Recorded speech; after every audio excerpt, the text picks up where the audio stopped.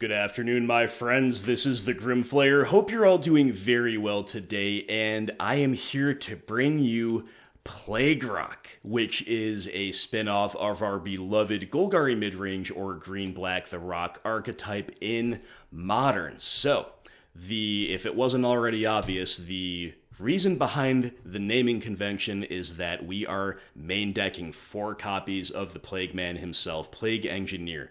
So, I'm going to give you a couple minutes to take in the list while I go over the broad strokes of the theory, but then, of course, as always with my deck text, we are going to go line by line. So the theory behind this is as follows. Dark Confidant, Tarmogoyf, Liliana of the Veil. Ever since I've been even paying attention, much less playing green-black deck archetype in Modern, whether it be Rock, Jund, Abs, and whatever, those are the 3 kind of universally acknowledged members of the triumvirate, if you will, of the most powerful permanents in our archetype. Now, what interaction we want to play in what numbers is going to wax and wane. It's going to change based on metas. But those are the core, kind of the unmovable cards of the deck. Now, sometimes you will only play 3 Lily or only play 3 Bob. You're never only going to play 3 Tarmogoyf, though, but anyway, whether you play 3 or 4 copies of these things, they're the core, they're the bedrock of the archetype, no question about it. Now, those are not enough to carry the game alone. Even though they're all threats, even though they're all win conditions, we need to play more threats. We need to play more win conditions because that's the nature of our deck. That's not enough of a threat count for us to win games consistently and to win through opposing interaction and attrition. So, there are other supplementary threats that I'm going to refer to as Tier 2 threats for the duration of this video, and the triumvirate of Bob, Goyf, and Liliana of the Veil is Tier 1. Scavenging Ooze is the very best example of a Tier 2 threat, because this is always in our deck, pretty much a 2 or 3 of, more or less regardless of meta, and undeniably very, very good. Undeniably very, very good. It is actually our best card in a lot of top deck situations, and even in some cases our best card main deck, at least, in a few different matchups. However, nobody would really argue that Scooz, in a vacuum, overall, taking the holistic picture of Modern and its 50-plus different matchups into consideration, nobody would realistically argue that Scooz is more powerful than Goyf or Bob or Liliana of the Veil, as far as our permanents go, right? So that's a great example of a Tier 2 threat. Another Tier 2 threat that is in the main deck is Hexdrinker of PLAGUEROCK that I've come up with, and other ones you'll notice are absent, but we do have a variety. We have Questing Beast and Murderous Rider from the most recent set, Tireless Tracker for sure, other Planeswalkers like Lily the Last Hope, Vraska, Golgari Queen. These are all main deckable, kind of supplementary threats, secondary threats that are tailored to certain metas and also help buttress the core threats, again, of that triumvirate. So, why Plague Man, and where does Plague Man fit into that framing and that kind of philosophy? Well, I would assert that the community at large sees Plague Engineer as a Tier 2 threat, that does different things, of course, than the others, but relatively the same power level as all the other cards I just mentioned, and or they see him as a sideboarded hate bear in the vein of Collector Ouphe. Again, obviously doing something different, but kind of the same concept, kind of the same role in the deck. And I am asserting here, by constructing PLAGUEROCK, that Plague Engineer is neither of those things only. I would say that Plague Engineer is a Tier 1.5 threat. I think it is not as powerful in a vacuum or overall as any members of the triumvirate of green-black, but I think Plague Man is the best of the rest, and I also think that he is way more main deckable than most people realize, even now, even after he's been out for a while. Even when he's bad, he's good. That's kind of the phrase that keeps coming to my mind the more I play the Plague Man. So we're really putting that theory to the test here by constructing PLAGUEROCK, which is going to leverage our most powerful cards. We've got 4 each of the members of the Tier 1 threats, Bob, Goyf, and Lily, and we've got 4 copies of the Tier 1.5 threat, the Plague Man. Beyond that, we are sticking mostly to the green-black rock core plan, but our corner case decisions are decisions that could go a few different ways in a vacuum, are going to be tailored to maximizing the upsides and mitigating the downsides of a playset of Plague Engineer main deck. So that's the idea behind PLAGUEROCK. Now let's go line by line, but first we gotta thank Grant Briggs. Grant is our newest Patreon supporter. He's a confidant, and he wrote to me after seeing my Christmas video and said, I was just too darn wholesome not to support. And you know what? That's true. That's true. I can't argue with that. So thank you so much, Grant. Glad to have you aboard, my friend, and thank you so much to all Patreon supporters who make this content possible. Now let's talk about PLAGUEROCK. Alright guys, we'll touch on the mana base first, but it is the exact same mana base that you saw in my most recent couple leagues. We got 17 black sources. It could be 18. That would be more optimal, but we do need to balance utility with mana production, and I think 17 is a totally fine concession to make. We got 16 green sources, and it's worth noting that Plague Engineer has a very friendly casting cost, friendlier than most other things that would see play in his stead at that 3-drop slot, right? But we've got 3 field, 2 peatland, and 1 each of Castle Locthwain, Hissing Quagmire, and Treetop Village for our utility out of the land base, and that is a beautiful and balanced thing. The only thing that I really considered is playing a 4th copy of Field of Ruin, because Plague Engineer is admittedly worse than most other alternative threats in the tier 2 against big mana decks. I think overall, again, I think he's in tier 1.5. I think he's the best of the rest. But against big mana decks, he does tend to fall a little bit shy. He's a little bit underwhelming unless you're trying to beat Field of the Dead, then maybe he's the best one at doing that. But otherwise, we are a little softer to big mana than perhaps a stock build is, so I would consider, if we wanted to get a little riskier with our mana base, playing the 4th Field of Ruin. I think that's a real possibility, but it would probably have to displace Hissing Quagmire, or excuse me, Treetop Village, so our mana doesn't get too inconsistent. And then, you know, you could argue that we also lack as good of a clock with this deck as we would with a stock list, so losing Treetop, gaining a field, it feels a little bit like treading water to me, so I just didn't make any changes to the mana base, and that's what it looks like. In the 1 mana slot, my friends, 4 Fatal Push comes as no surprise, but this might. We've got the 4th Inquisition and 3 Thoughtseizes, so we are on 7 1 mana discard spells all day, and that is a concession to the presence of Plague Engineer. So, Plague Man in general is going to excel against mid-range decks, against control decks, or the kind of hybrid control combo mid-range piles like the Urza decks packing the Thopter Sword Foundry. He's good against all that stuff. He's obviously very good against tribal decks, against aggro, against shadow, you name it. Plague Man, very, very good. Good against taxes variants and good against creature-based combo decks. But where Plague Man falls short is against control decks that don't play to the board, which are not as common right now, but still do exist. Against big mana, again accepting the presence of Field of the Dead, specifically being the card that we need to beat, and against combo decks that don't play to the board, such as Ad Nauseam. Again, not the most common right now, which is why, even though tribal decks are not overrunning the meta by any means, I still think playing PLAGUEROCK is viable. But the reason for this is that discard is good against all of the things where Plague Man is not so good. Also, we are going lean and mean with this archetype. As I go on with the line by line, you'll see what I mean by that, but we want to be as efficient as possible. We want to ruthlessly control the opponent's board and their hand as much as possible. Therefore, even though I don't think that playing the 7th 1 mana discard spell, just like tossing it into a stock list, is really any good right now. I think the meta's too grindy, it's too fair for that to be good. That's more of a meta call for when things are really fast and really linear. I think in the context of a playset of Plague Man main deck, this actually becomes a lot more attractive. Now, we do have 2 copies of Hexdrinker, which is more than I usually play, rounding out this 1 mana slot. So you'll note that we don't have as many mana sinks as you're used to seeing. We don't have Tireless Tracker, we only have 2 Scavenging Ooze, and we don't have a curve-topping 4-drop like Vraska or Kalitas or QB.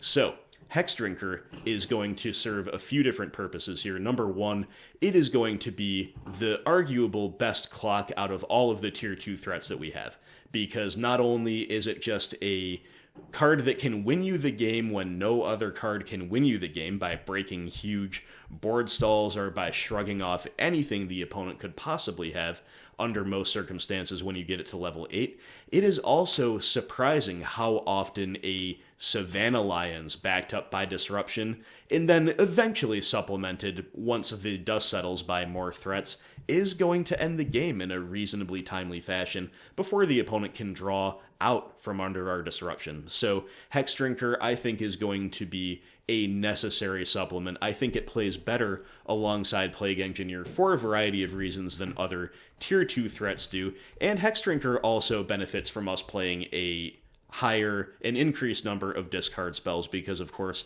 clearing the way for Hexdrinker early on is really, really nice. In the 2-mana slot, my friends, we already touched on Bob, we already touched on Goyf. They're part of the Triumvirate. We're playing just our best cards in this PLAGUEROCK build, 4 of each. And 2 copies of Skooz, already touched on that as well. I still think this card's totally fine, but it admittedly has felt a little bit weaker lately. Just running into these big mana decks. Again, the presence of Plague Man means we want to make other concessions to balance out the big mana matchup, unless we want to punt it all together, which I do not think is wise. Keep that within striking distance. On top of that, we already have 16 creatures. If we played the third Skooz, that would be 17. I think that's too many for this build, so only 2 Skooz. 1 Collective Brutality. This is kind of a staple in my BG Rock deck builds. One of main deck is I have to have a pretty good reason not to play it, and right now I think it's totally fine. So the interesting decision making came here. So most recently I've been playing 3 Trophy and 1 Decay in this catch-all CMC2 removal slot. I've also been playing a Maelstrom Pulse, which as you can see is absent. So what my thought process went like was this. First thing I wanted to do is say, Abrupt Decay has just always been impressing me lately. It's just been so good every time I've had it lately. And when I haven't had it, I've often wished that I had. So the first thing I did was add a Decay, and my first instinct was actually to cut an Assassin's Trophy, play the 2-2-1 split, including Pulse. But as I developed the list a little bit more, as I got beyond the first draft, I said, you know what? Again, big mana. Assassin's Trophy, very good against big mana, obviously. You're downgrading their mana production. It's one of the only ways we can stop Tron on the draw if they're lining up turn 3 Tron otherwise. And of course, it's one of the only things that can answer their payoffs at any kind of a timely and realistic way. Keep us in the match, right? So that's the idea here, and the big downside of Assassin's Trophy, of course, is that against the decks that deploy to the board really quickly, and you're risking casting an inefficient removal spell early and giving them just more and more opportunities to snowball, but Plague Engineer is going to really carry the day for the most part against those decks. Any deck where Trophy's downside is enormous is going to probably have some trouble beating PLAGUEROCK in general. That's the idea anyways, so that's another way in which this deck is lean and mean. We are playing just all of our catch-all removal at the 2-drop slot instead of bringing a Pulse into the mix as well. So we'll see how badly we miss Pulse. I do love the card, but I think there are some incentives to do this here. And finally, just keeping our curve as low as possible means that we are able to sink stray mana more often into Hexdrinker, which again I think is a pretty significant secondary component of how this deck is going to operate. Finally, my friends, we've got a playset of the Plague Man, already covered that, and a playset of Liliana of the Veil. So in my first draft, one of the first things I conceived of was playing merely 3 copies of LOTV and main decking a Liliana the Last Hope. As you can see, I have reversed that decision and we're on 4 Lily of the Veil main. So just to talk about that a little bit, again, the big mana decks, the control decks, Plague Engineer, pretty underwhelming against control decks, except in the role of blowing out Icefang Coatl. And Icefang is a core component of the most popular control decks. You know, whether you consider Simic, Sultai, Urza a control deck or whatever you consider it, it plays usually 4 copies of the Icefang. And Bant Snow Control is the premier control deck right now, also usually on 4 copies of Ice Fang. So Plague Engineer, very, very good in that role in those matchups, but if the snake is not the card to beat, then it can be a little bit worse than alternative threats. So in order to have good games still against some of the tougher matchups, and also as a way to answer some of the bigger things that might otherwise, we might be priced into trading Plague Man off with at best, the Liliana Edict, she's still just so well positioned, right? And again, if we're getting lean and mean, we want to be as oppressive as possible with our early progressions. And it's because we're a little less likely, I think, with this PLAGUEROCK deck to out-top deck opponents than we would be with a more stock list into the later stages of the game. So we're just jamming for Liliana of the Veil. She's just one of the best and most oppressive cards that we have. So that's kind of the notion behind that. But I do think that Liliana the Last Hope is main deckable in this archetype, and if we do find that we don't have enough of a top-end presence, I could even see playing 5 Lilianas, playing her main alongside the 4 Lilies, finding a cut from somewhere else, and that would be the idea there. But for now, we've got her in the sideboard, and speaking of which, let's talk about the side. Alright guys, so I've broken out the sideboard a bit for you. These 13 cards are cards that I played in stock Golgari list lately. For good reason, but we will briefly touch on them. Collective Brutality. It's when any of its modes are relevant, it's good to come in. It's not often our best card, except maybe against Burn, but it fills up the numbers very, very well. And it's worth noting the -2/-2 is definitely better alongside a playset of Plague Man than it would be otherwise. Nihil Spellbomb, good against Snapcaster Mage decks, good against Shadow decks and Traverse decks, and very, very good, usually our very best card against all-in graveyard decks. Vraska Golgari Queen is very nice in this Oko meta. She answers him and sticks around, and she also is just quite a fine one for fair matchups, quite a fine one, better than some bad stuff, and Burn can really take over the game against those aggro decks if you can interact well enough to keep her, to kind of have her as the coup de grace, then take over the game with her from there, which I think our deck is very well positioned to do so. Ashiok Dreamrender is a nightmare for any deck playing Primeval Titan, also pretty fine against Tron, also has some other interesting use cases with the static effect, and is solid supplementary graveyard hate as well. Kitchen Finks is there to help beat the red deck win style decks, but is also quite well positioned against mid-range decks, and all the control decks these days are mostly playing Supreme Verdict, so it's even pretty reasonable there. Also, a really nice one in attrition matchup to buy back with Liliana the Last Hope. Speaking of these attrition matchups against the fair blue decks and the fair black decks of the format, Veil of Summer, a card that should not exist and should probably be banned in my opinion, but even though it's not the very best fit with our deck, kind of structurally, and this is true of PLAGUEROCK and it's also true of stock Golgari, because we just want to play more traditionally along the curve. We don't want to hold things up, rather, especially in a Hexdrinker deck so much, but it's just too good not to play at least one copy of. Collector Ouphe is a staple unless artifact decks are out of the meta, which they are most certainly not. Choke is a more fringe card, but one that is very well positioned right now, to the point where I would rather play a second Choke than cut the one that I have. I think playing 2 is better than playing 0 right now, and for a while I didn't like it at all, so that just shows you how well Choke is positioned at the moment. And Fulminator Mage, of course, a standby in these types of decks. We've mentioned Big Mana a lot. This is our best card most of the time against Big Mana, but very good against control, very good against Infect as kind of supplementary removal, or other decks where they really kill you a disproportionate amount of time with their creature lands. And if you're against a mid-range deck and they're not playing Wrenn and 6, it's totally fine there as well. So these are the 2 cards that are kind of PLAGUEROCK specific.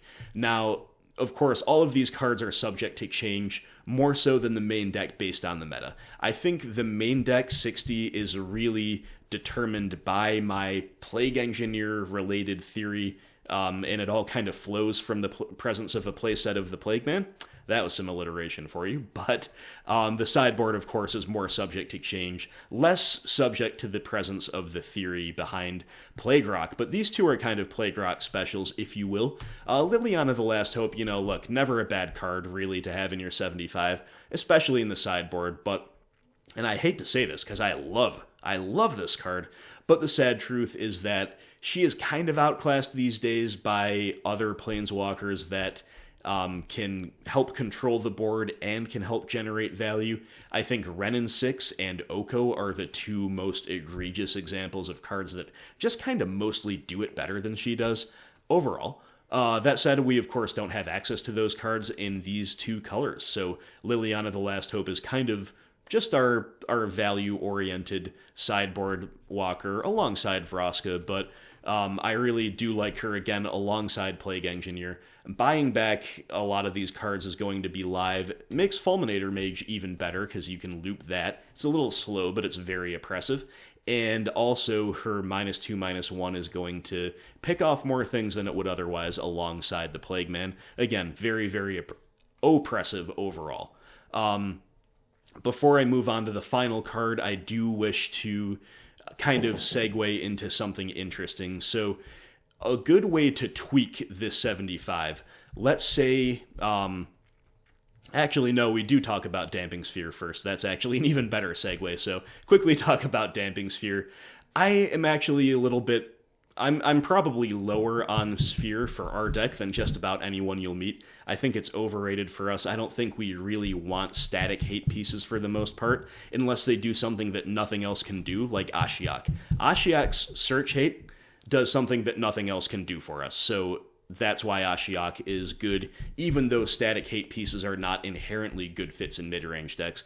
I don't find that to be true for Damping Sphere. I think the Flurry of Spells decks that it taxes, I think those are good matchups for us anyway, and I think that Trophy and Fulminator and other forms of interaction are mostly better than D-Sphere against the big mana decks. And we see a lot of big mana players bringing in cards that are otherwise dead just to have to try to hopefully answer a Sphere that we don't even play. So I think we gain some percentage points by leaving Sphere out. That said, again, with PLAGUEROCK, we do want to make more concessions to big mana, specifically right now in the meta. So Damping Sphere is the way to do that. Damping Sphere has a variety of other use cases. Even though I'm low on it, I never think it's that bad as a one-of. I just usually opt against it, but we have opted into it for the purposes of designing a PLAGUEROCK 75. Now, this is the segue I was about to make a moment ago. If you are interested in an alternative to a couple of these things, like let's say you're not that high on D-Sphere, and let's say you're not sure that the 7th discard spell is where you want to be, maybe you think the meta's too fair for that, or maybe you know your local meta is way too fair for that, well, one thing that you could do is jam the 4th Fulminator Mage. Now, I actually almost did myself, because again, I'm not that big a fan of D-Sphere, but the reason I didn't is because I think I rate the first Sphere just that little bit more highly than the 4th Fulminator, especially in a world where everybody's playing Veil of Summer, and also the fact that you can play Sphere on turn 2 when you're on the draw against Tron means you're not as dependent on finding a trophy to stop turn 3 Tron if they have it rolled up, right? However, if you want to make a couple tweaks, I could see adding the 4th Fulminator in place of Damping Sphere, and adding in Unearth in place of the 4th Inquisition. That is going to make your Fulminator plan extraordinarily oppressive. I keep saying impressive. It's going to be both impressive and oppressive, because you're going to have a full playset of Fulminator to go along with our playsets of all this other stuff, and you're going to be able to buy it back with Lily of the Last Hope, and you're going to be able to unearth the Fulminator. So if you really want to tech in that direction, that's definitely an interesting alternative to what I have set up here, and kind of a coherent tweak. If you want to change a couple cards, change the texture of the deck without really having, while having as strong of synergies as existed before, just in different ways, that would be a nice variation to explore.